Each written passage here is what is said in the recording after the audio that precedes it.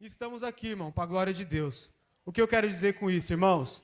Deus, irmãos, é Ele que nos chamou, é Ele que nos fortalece, é Ele que nos dá coragem, é Ele que nos direciona. E se nós estamos aqui, irmãos, é porque realmente eu sou a prova viva, irmãos, de que a compaixão e a misericórdia de Deus existe. O que é misericórdia, irmãos? É aquilo que merecíamos, mas Deus nos poupou. E o que é graça? É o que não merecíamos, mas Deus nos deu. Se eu estou aqui hoje é pela graça de Deus.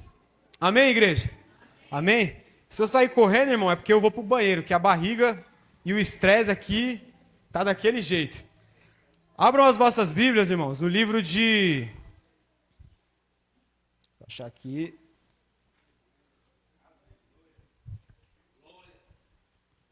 Vou pedir aos irmãos, se puder, irmãos, dá uma diminuída naquele ventilador ali, por favor.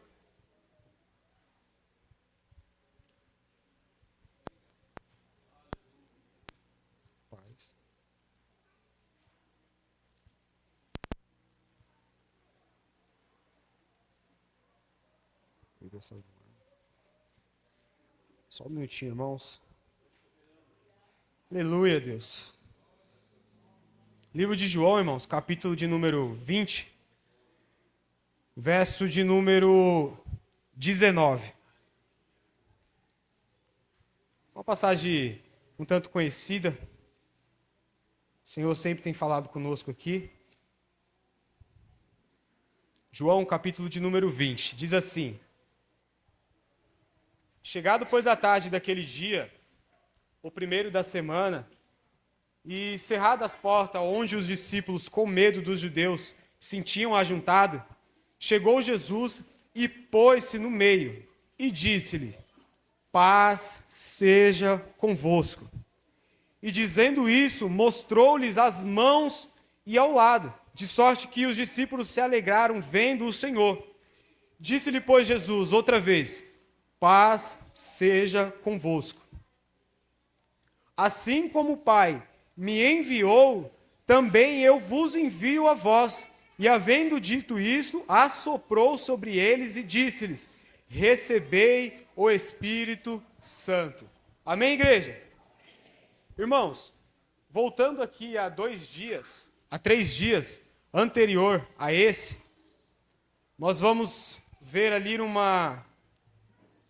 esse dia era o dia de domingo, onde nós lemos, e 3 dias antes a essa situação, Jesus estava com os discípulos, numa quinta-feira à noite, em uma ceia com os seus discípulos, antes da sua morte. E, mediante o que nós vamos falar aqui hoje, o que é a Páscoa, irmão? A Páscoa, ela é uma cultura judaica. Ela é uma festa típica, simbólica, que aponta para o sacrifício de Cristo. Ou seja, ela é uma memória da escravidão que os israelitas viveram.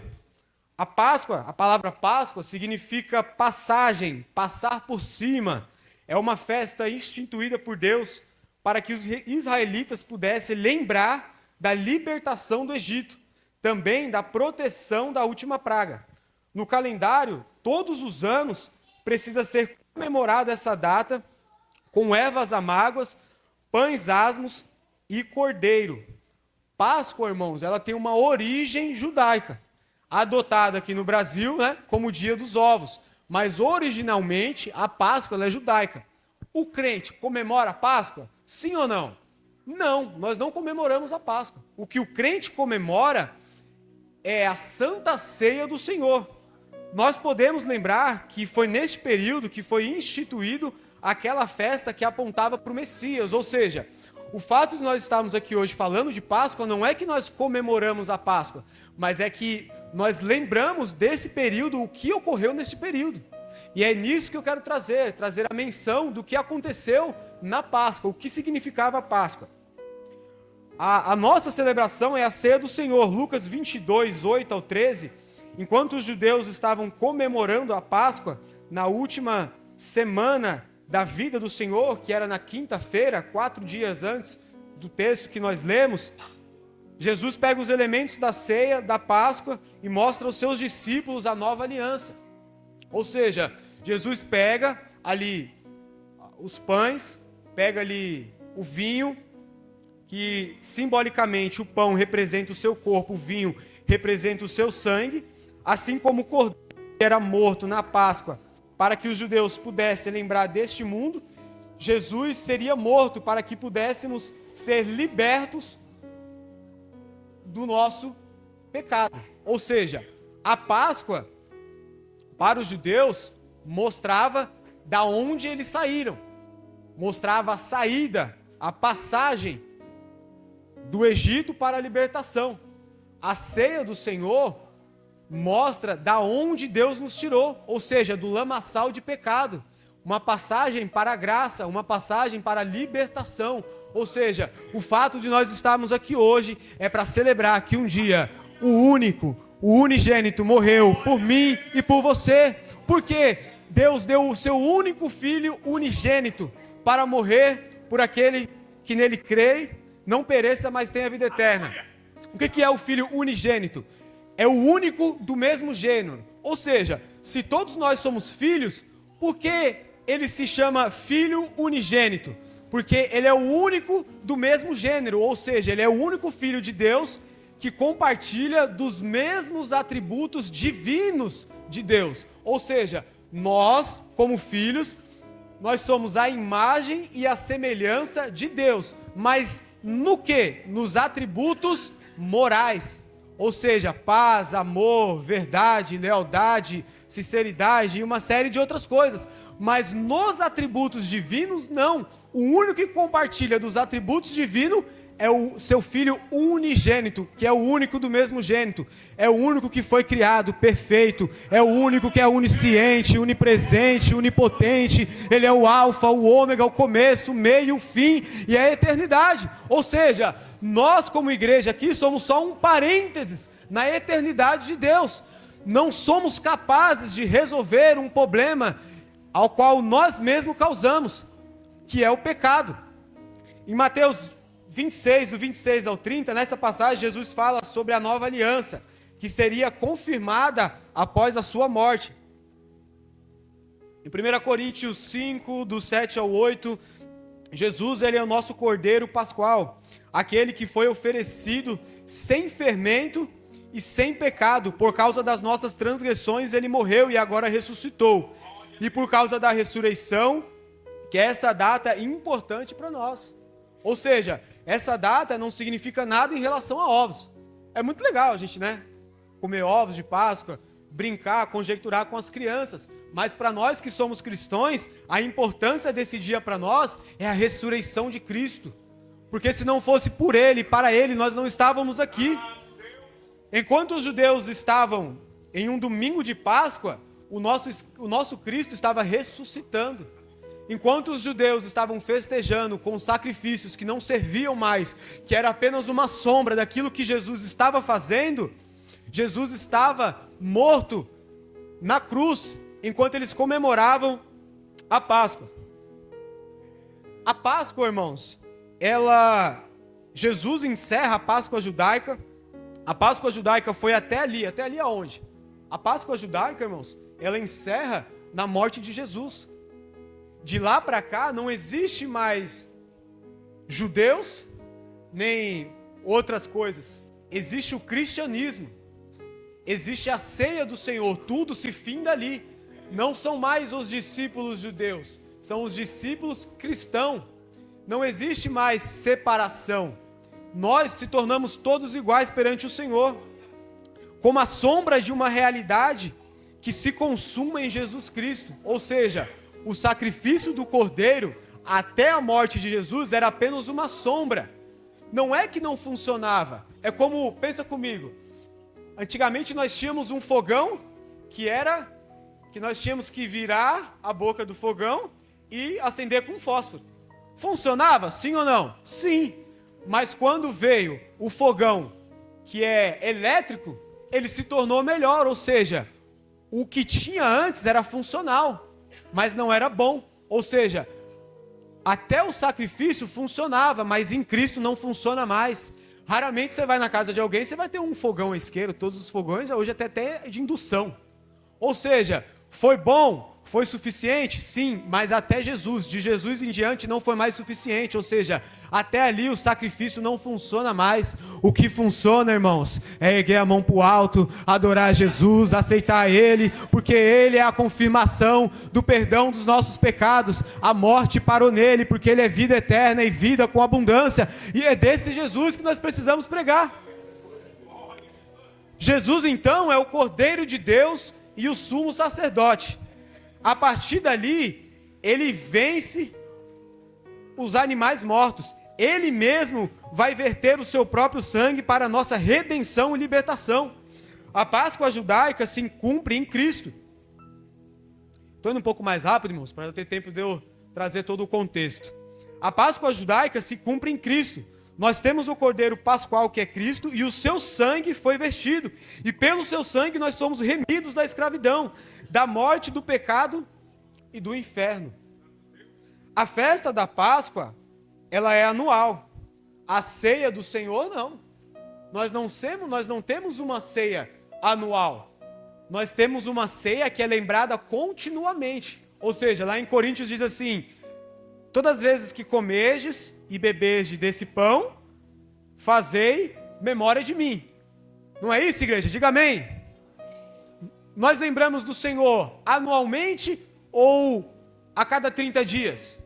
A cada 30 dias. Ou seja, a diferença da Páscoa para a ceia do Senhor é que nós não lembramos do Senhor uma vez por ano. Pelo contrário, nós lembramos do Senhor todos os dias. Porque quando acaba essa ceia, nós já ficamos pensando na próxima. Senhor, me fortalece para a próxima ceia.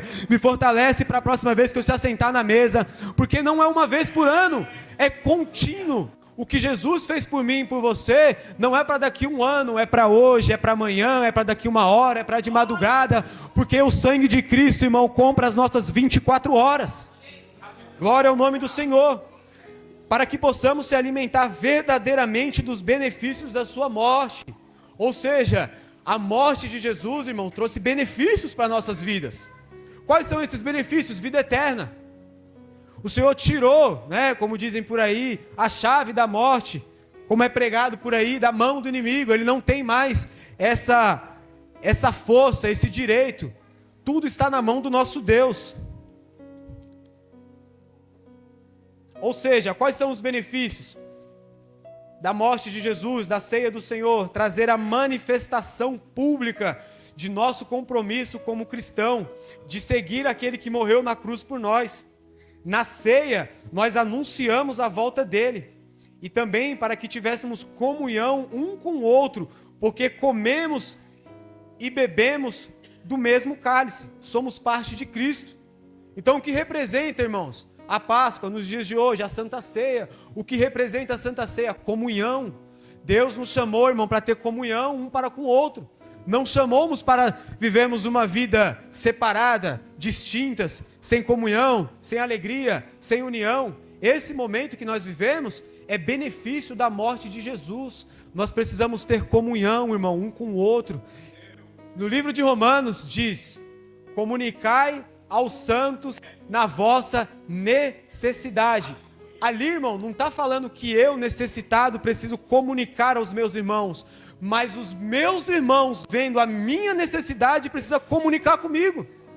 Irmão, se eu estou com deficiência de alguma coisa, eu não preciso comunicar ao irmão. O irmão tem que ter o discernimento de identificar o problema e ajudar, irmão, o necessitado. Você que é santo precisa estender a mão para o teu irmão. Às vezes, irmão, nós vemos nossos irmãos morrendo, sofrendo, passando dificuldade financeira, dificuldade material, dificuldade espiritual. Não compartilhamos uma oração, não compartilhamos um momento, não compartilhamos uma mesa, não compartilhamos uma ceia com nossos irmãos. Irmão, Jesus nos chamou para ter comunhão um com o outro, irmão. Jesus nos chamou para estender a mão, compartilhar daquilo de melhor que nós temos. Jesus chamou para nós dividirmos aquilo que temos. Aquilo que temos, tá, irmãos? Não aquilo que não temos. A Páscoa representava a libertação do Egito. A morte de Jesus, a ceia do Senhor, representa a libertação do pecado. Nós fomos libertos do pecado. A Páscoa representa o cordeiro para sacrifício. A ceia do Senhor, quando nós fazemos este momento representa a morte de Jesus na cruz como suficiente. Não precisamos matar um animal toda ceia, porque Jesus é o suficiente. Ou seja, quando Deus olha do céu para nós, Ele não vê em nós um ser suficiente para morrer. Por isso que eu volto a dizer, Deus deu o seu único Filho, unigênito, para que morresse por aquele que nele crê, mas não pereça e tenha a vida eterna. Somente Ele era perfeito. Ou seja, um homem, um Deus que se tornou homem. 100% homem, 100% Deus. Compartilhava do Espírito de Deus e do Espírito humano. Sofreu as mesmas angústias que eu e você. Provou das mesmas dificuldades que eu e você. Para quê, irmãos? Para que hoje eu e você pudéssemos estar aqui, dizendo que Ele é bom, dizendo que Ele cura, que Ele salva, que Ele liberta, que Ele transforma, que Ele traz ânimo, que Ele traz direção, que Ele muda as nossas vidas. É isso que Deus faz em nossas vidas.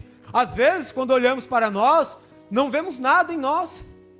E isso é muito bom, porque tudo que tem em nós vem dEle, é por Ele, é para Ele, são todas as coisas. Glória ao nome do Senhor. Na Páscoa, nós trazemos a memória, a importância da morte de Jesus. A Páscoa, como que representa passagem, que vem do hebraico, indica passar. Lembra quando eu falei que a Páscoa, ela representa passagem, ou seja, a passagem do Egito para a libertação. Quando nós vamos olhar no hebraico, a palavra Páscoa, que representa passagem, indica passagem da morte para a vida. Ou seja, no Antigo Testamento representava a libertação do Egito. Mas hoje representa a passagem da morte para a vida. Irmãos, a nossa Páscoa trouxe vida. E trouxe vida com abundância. Se você está aqui hoje e tem o direito de glorificar Ele, glorifique, porque esse preço quem pagou foi Jesus.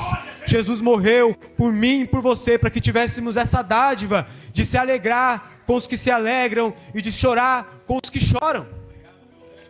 E baseado nisso, irmãos, que representa a Páscoa, que é o que representava a Páscoa, eu quero trazer rapidamente aqui para os irmãos, nesses 15 minutos, se o tempo nos permitir,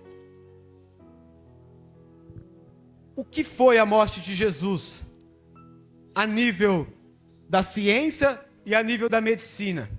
Porque tem crente que ainda acredita que o fato dele ser Deus, ele não sentiu dor. Se engana quem pensa dessa forma. Porque ao mesmo tempo que em essência ele era Deus, ele também era homem. Então, ele compadeceu pelas nossas dores e ele sofreu na cruz.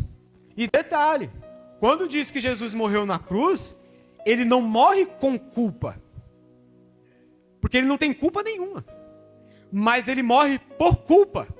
Culpa de quem? De mim, de você, de nós.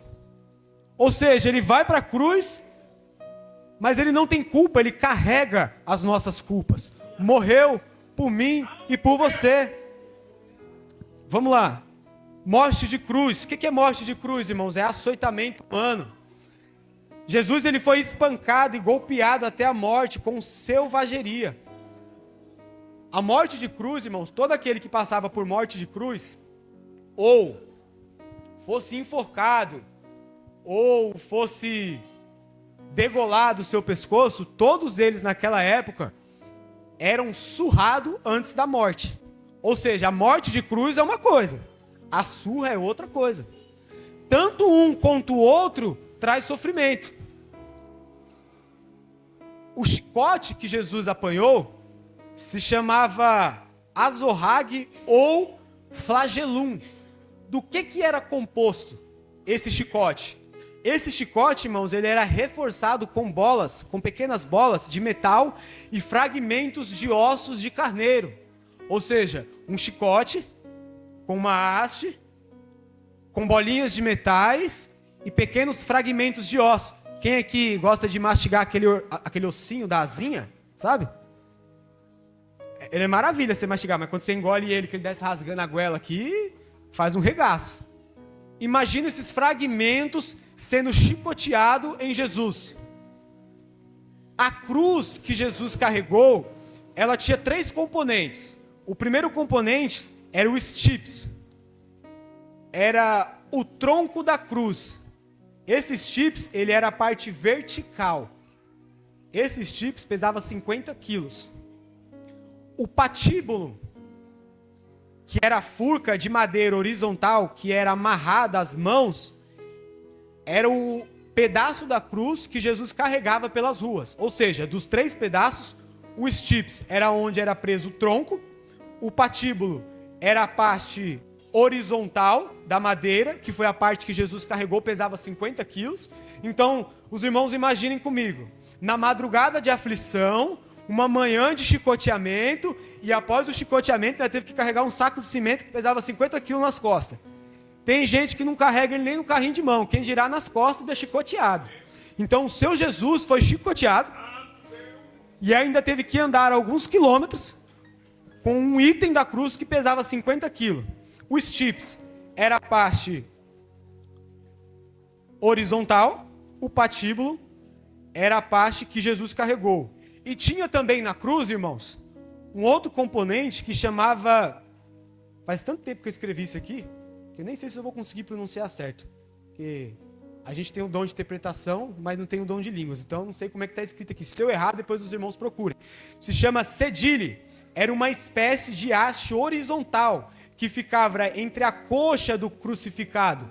Porém, vemos que isto serviria para alongar a agonia do sacrifício, do crucificado, retardando a morte. Ou seja, provavelmente muitos dos irmãos devem ter assistido vários filmes, né? Ou muitos irmãos aqui já foram católicos. Vão ver que esse cedile, ele está nos pés. Na cruz, ele está com a mão esticada e o cedile está nos pés. Mas não, esse cedile era colocado entre as coxas. O que isso fazia? Trazia descanso? Não. Pelo contrário. Esse cedile, ele retardava a morte. Ou seja, quando Jesus estava lá crucificado, que ele pensava em descansar as suas pernas, aquilo fazia com que a morte dele tardasse muito mais tempo, ou seja, agonizava muito mais a dor. Alguém sofre de cãibra muscular? Imagine comigo todo o seu corpo atrofiado com cãibras musculares. O texto diz também que tinham cravos, esses eram usados para fixação na cruz. Há muitos que dizem que os cravos foram fixados na palma da mão, mas não teria como, porque por conta do peso, rasgaria suas mãos e ele cairia da cruz. Então, provavelmente, os cravos foram pregados. Aqui a gente chama de pulso, mas a gente fala pulso por conta dos batimentos. Eu esqueci o nome dessa parte do nosso corpo. Punho. Foi pregado nos punhos, porque aqui tem um osso. Então, se ele cedesse ao peso, não teria como rasgar as suas mãos. Então, os pregos foram pregados nos punhos. Como que funcionava o açoitamento, irmãos? Era algo preliminar, ou seja, antecedente à sua morte de cruz, Jesus sofreu uma surra de preliminar para ir para a cruz. Eu me lembro de quando nós era criança. Os pais de antigamente, e justo hoje meu pai e minha mãe estão aí. A gente apanhava e ainda ficava de castigo depois. Eu falei, não era mais fácil só deixar de castigo? Não, a gente apanhava e ficava de castigo. Jesus apanhou e ainda ficou na cruz ainda. 2 vezes. Sofreu castigo dobrado. Irmãos, e antes de entrar nesse detalhe aqui, senão não vai dar tempo de falar, sabe o que eu acho engraçado? Isso serve para mim. Às vezes a gente fica assim, Jesus, fala comigo, Senhor. Senhor, me dá força. Senhor, se o Senhor não apontar para mim, eu não vou. Se o Senhor isso, eu não vou. Se o Senhor aquilo, eu não vou. Irmão, com muita dor no coração, porque eu falo isso como ser humano. Às vezes a gente precisa ouvir isso. Mas se a morte de cruz não foi o suficiente para você se arrepender dos teus pecados, não existe nada, irmão, que vai te levar aos céus. Porque somente a morte de Jesus é o suficiente para que nós entremos no céu. Só a morte de Jesus basta. Ela é única e potente para nos libertar das garras do inimigo. Isso serve para mim. Por isso que eu citei aquilo antes. Porque nós não é super-heróis. A espada corta para todo mundo, irmão. A morte de cruz, irmãos, é o suficiente. Se você já creu nisso uma vez, não tem por que você cair em vacilação de fé. Não estou falando cair em pecado, mas cair em vacilação de fé. Cristo é suficiente. Vamos lá, o açoitamento era algo preliminar. Todo condenado à morte devia ser açoitado, quer fosse crucificado ou por decapitação pelo fogo. Isento disso, naquela época, irmãos, todos passavam pelo açoitamento para sofrer a morte. Isento disso, era somente os soldados, as mulheres e os políticos. Parece que não mudou muita coisa de hoje não, né? Quem aí veio dos partidos, parece que não mudou muita coisa. Então, naquela época, quem estava isento de morrer dessa forma, era só as mulheres, os soldados e os senadores. Pelo amor de Deus, irmão, não estou sendo feminista, tá? Os bons entendedores entenderão o que nós estamos querendo dizer, em relação à nossa política como está. Então, naquela época, todos eles sofriam açoitamentos. E como que funcionava esse açoitamento, irmão? Era 40 chicotadas. Os fariseus, escrúpulos, para não ultrapassar o número, contavam 39 chicotadas. Ou seja, Jesus era amarrado e chicoteado com um chicote, que tinha pedaços de metais, pedaços de ossos. Ele foi chicoteado com 39 chicoteadas, contadas uma por uma. E detalhe, irmãos, quem condena Jesus à morte, eles condenam Jesus, sim, tudo dentro da lei. Tudo isso aqui foi feito dentro da lei. Mas quem matou Jesus? Os próprios crentes da época mataram Jesus, os próprios judeus. Irmãos, nós estamos vivendo um tempo em que os próprios crentes estão se rebelando um contra o outro. Os próprios crentes estão crucificando um outro. Nós estamos vivendo, irmão, um tempo difícil. Um tempo onde nós não olhamos mais para a cruz. Se estamos aqui, irmãos, em união, é porque Jesus morreu por mim e por você, irmão. Nós precisamos ter comunhão. Eu volto a bater nessa tecla. Nós precisamos ter comunhão. Nós precisamos estender a mão um para o outro. E aí, irmãos, depois disso, Jesus carrega a cruz, o patíbulo, até onde seria crucificado. Carregar a cruz significa, no original, bastazeim, carregar. Jesus carregou a cruz. Jesus carregou uma haste que pesava 50 quilos. Tudo isso, irmãos, como eu disse, fora feito mediante a lei, sob a autorização de um centurião. Foi condenado. Qual o motivo de Jesus ter sido condenado?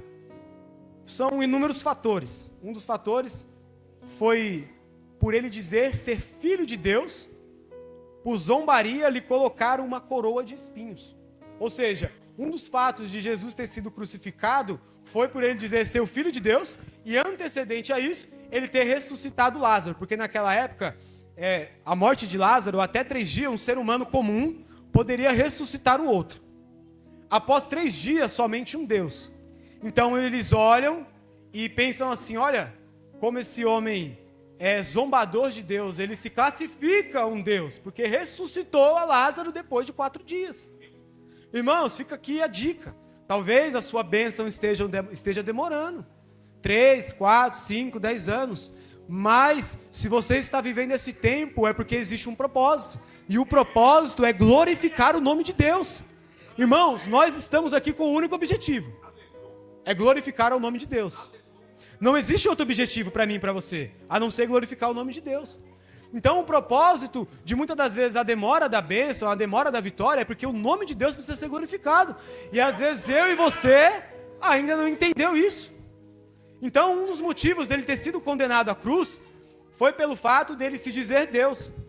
Ele foi pregado às mãos e os pés, como disse Davi lá em Salmos 22:16.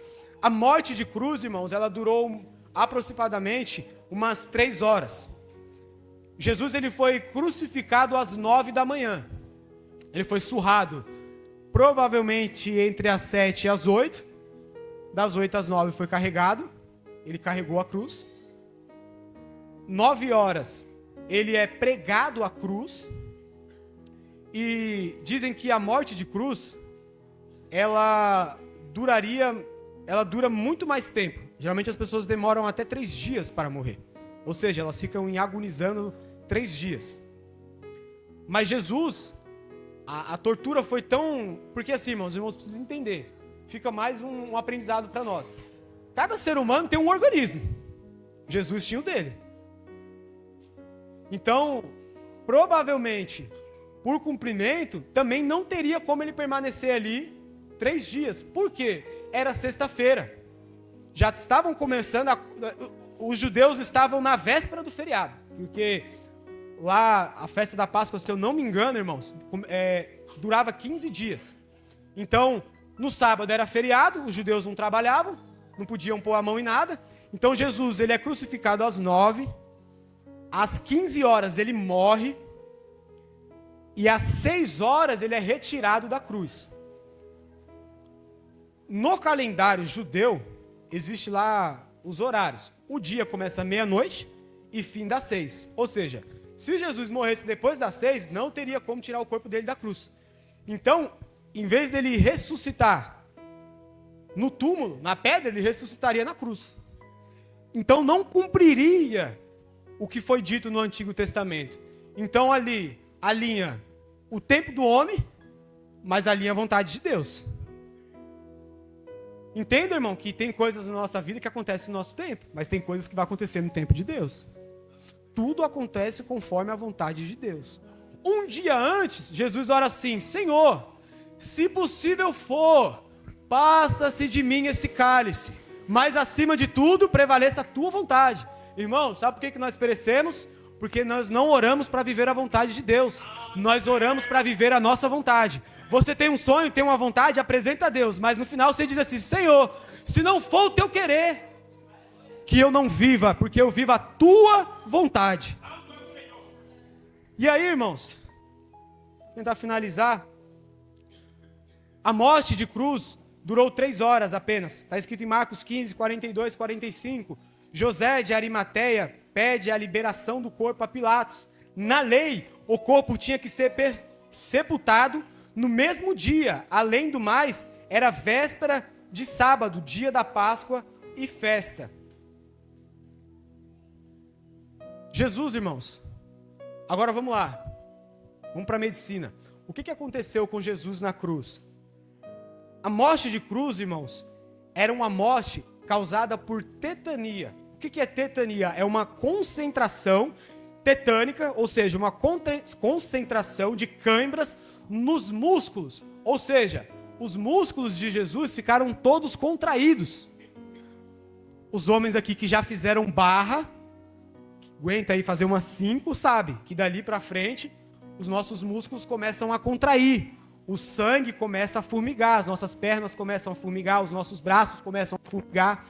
E isso gerou uma cãibra nos músculos respiratórios, ou seja, uma insuficiência cardíaca, uma insuficiência respiratória. Então pense comigo, o seu Jesus e o meu Jesus, que não tinha nada a ver com os nossos pecados, está morto pelos nossos pecados, na cruz, com 40 chicotadas, com os braços esticados, com o peito doendo, os braços doendo, sem circulação sanguínea, com insuficiência respiratória, com dor, e quanto mais tempo ele descansava no cédere, mais tempo a sua morte tardava.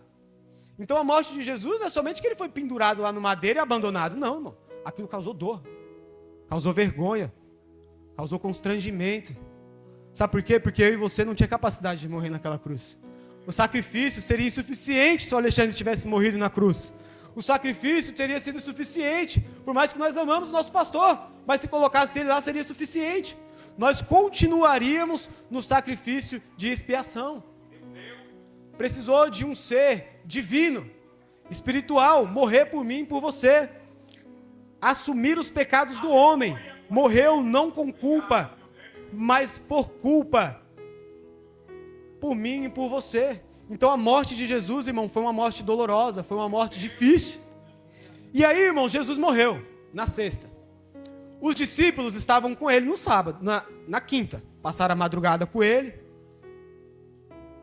Sexta, sábado e domingo. O texto que nós lemos diz assim: chegado, pois, a tarde daquele dia. Qual dia? O primeiro dia da semana, domingo. Jesus morreu na sexta, foi tirado da cruz na sexta noite, foi levado ao túmulo, E o texto diz assim, ó, e cerradas as portas de onde os discípulos estavam, com medo. O texto diz, irmãos, que os discípulos, eles estavam com medo. Eles estavam trancados. Por que, irmão, eles estavam trancados? Pense comigo. 3 dias antes, eles estavam com Jesus. E agora estão sozinhos. Com medo, trancado. Pedro está trancado dentro de casa com medo. O mesmo que outra hora queria ceifar alguém cortando a orelha, estava trancado dentro de casa com medo. O mesmo doido que nós somos, às vezes, muitas das vezes somos medrosos, com medo. Por quê? Se esqueceram da promessa. Porque quando Jesus morreu, ele disse assim, olha, depois de 3 dias eu ressuscitarei. Eles tinham caminhado com Jesus, tinham experiências com Jesus, mas se esqueceram do que Jesus havia prometido, estavam trancados dentro de casa com medo. Ei, irmão, quero dizer para você nessa noite, Jesus está vivo, hoje é domingo, Jesus morreu na sexta, mas no domingo ele ressuscitou. Perca o medo, porque Jesus ressuscitou. E aí Jesus, quando eles tinham se ajuntado, o texto diz assim, ó, chegou Jesus e se pôs no meio dele e disse-lhe, paz seja convosco. O que eu quero dizer para a igreja, irmãos? Nós estamos precisando de paz, nós estamos atribulados, atormentados pelo que é material, pelo que é mundano, pela correria, pelo casamento, pelas dificuldades da família, dos filhos. Eu quero dizer para a igreja dessa noite, Deus está curando a igreja, Deus está derramando paz sobre a igreja, paz sobre a vida dos irmãos, paz sobre a minha vida. E detalhe, o texto diz assim, e dizendo isso, mostrou-lhe as mãos e ao lado, de sorte que os discípulos se alegraram vendo o Senhor. Disse-lhe, pois, Jesus outra vez, paz seja convosco, assim o Pai me enviou e eu também vos envio a vós.